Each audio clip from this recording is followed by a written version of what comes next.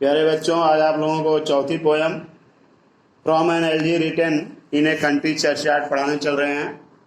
The curfew tolls the knell of parting day, lowing herd wind slowly over the lea, ploughman homeward plods his weary way and leave the world to darkness and to मी।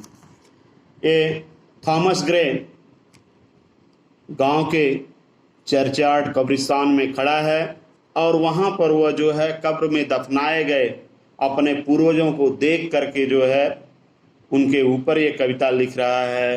अब बता रहा है कि गिरजाघर की घंटी, curfew tolls the knell of parting day, गिरजाघर की घंटी जब बजती है तो वह दिन के खत्म होने का संकेत देती है। Lowing herd wind slowly over the lea, और दिन भर घास के मैदान में चरती हुई गायें, गायों का झुंड संध्या के समय धीरे धीरे घर की ओर आता है चरागाह से।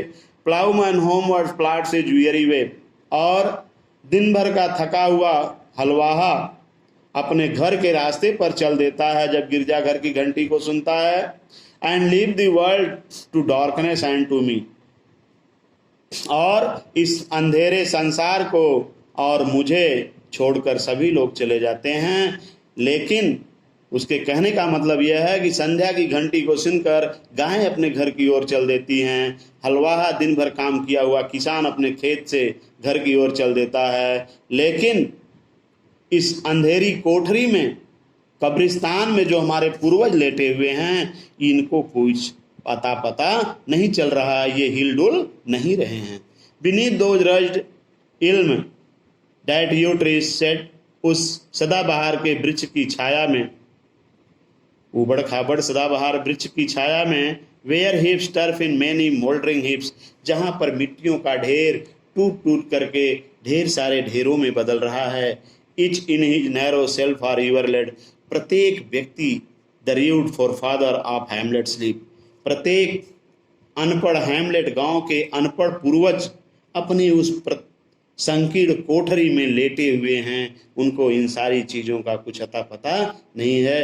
कब्रिस्तान के ऊपर जो मिट्टियों का ढेर बना हुआ है वो धीरे धीरे वर्ष बीतने के कारण धीरे धीरे टूट करके जो है बिखर रहा है, लेकिन उसके नीचे दफनाए गए अनपढ़ पूर्वज हैमलेट गांव के, इनको कोई असर नहीं पड़ रहा है, वे नहीं जाग रहे हैं।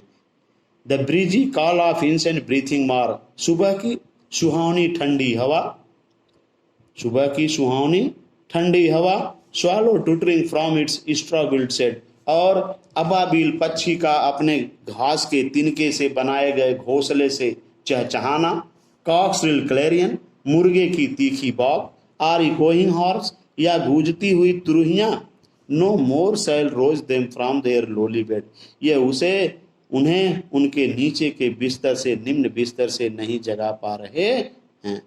न तो कहने का मतलब कवि का है कि सुबह की सुहावनी ठंडी हवा का असर उनको नहीं लग रहा है, न ही अबाबिल पक्षी के चहचहाने पर वो जग रहे हैं, न ही मुर्गे की बाग सुन करके जग रहे हैं, या शिकारी अपने कुत्तों को बुलाने के लिए जो है तुरही बजाता है उसकी भी आवाजें नहीं सुन रहे हैं, और ये अपने निम्न बिस्तर से नहीं जाग रहे हैं, यानी कब्र से नहीं जाग रहे हैं। Let not ambitions mock their useful toil, अब कभी जो है महत्वाकांक्षी लोगों को यह सलाह देता है कि उन्हें पूर्वजों के छोटे इतिहास पर नहीं हंसना चाहिए, महत्वाकांक्षी व्यक्तियों को जो है अपने लाभप्रद कार्यों के प्रति उन पर नहीं हंसना चाहिए। देयर होमली जॉयज, उनकी घरेलू खुशियों पर नहीं हंसना चाहिए। एंड डेस्टिनी ऑब्सक्योर, और उनके भाग्य पर नहीं हंसना चाहिए। नार ग्रैंडवर हियर विद डिस्डेनफुल स्माइल, न ही उनकी शान शौकत को, न ही उनकी प्रसिद्धि को, उनकी ख्याति को, उनकी शान शौकत को घृणापूर्वक मुस्कुराहट से सुनना चाहिए।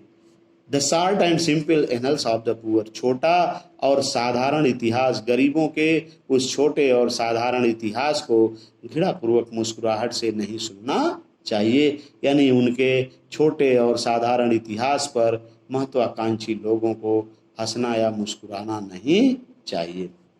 Boast of heraldry pomp of power, ऊंचे कुल में जन्म लेने की डेग, शक्ति का प्रदर्शन, एंड ऑल दैट ब्यूटी, और सारी सुंदरताएं, all that wealth e'er give, और जो भी धन संपत्ति हमें दी गई हैं, awaits alike the inevitable hours, ये सब हमारा न टलने वाली घड़ी की तरह से इंतजार कर रहे हैं।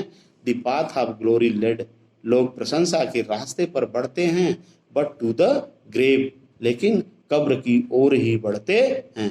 कवि के कहने का मतलब, चाहे हम बहुत ऊंचे कुल में जन्म लिए हों, या हम बहुत शक्तिशाली हों, या बहुत सुंदर हैं, या बहुत ही धनवान हैं, ये सारी चीजें हैं, फिर भी हमारा इंतजार उस न टलने वाली घड़ी के द्वारा किया जा रहा है।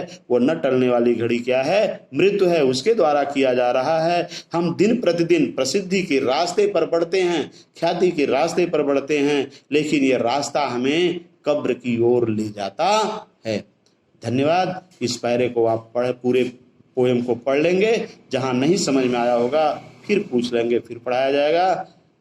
धन्यवाद।